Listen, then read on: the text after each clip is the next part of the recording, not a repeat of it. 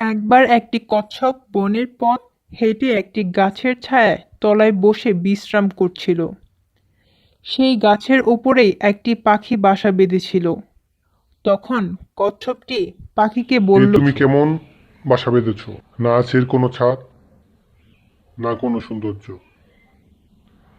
তোমার নিজের হাতে বানানো এই বাসা থেকে আমার এই ঘর, যা আমার পিঠের উপরে আছে, তা অনেক সুন্দর। পাখিটি বলল, আমার বানানো বাসাটি দেখতে খুবই কদাকার। যেহেতু এটি আমি বানিয়েছি, তাই এই বাসাকে আমি খুব ভালোবাসি।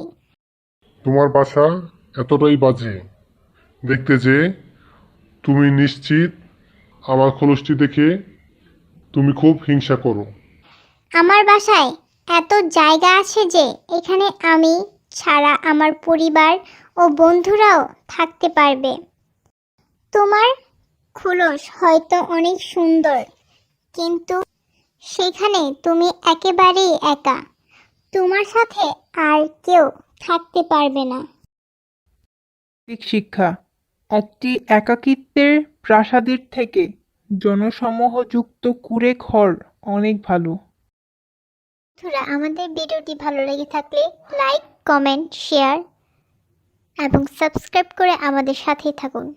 আমাদের ভিডিওটি সবার আগে পেতে বেল আইকনটি ক্লিক করে দাও।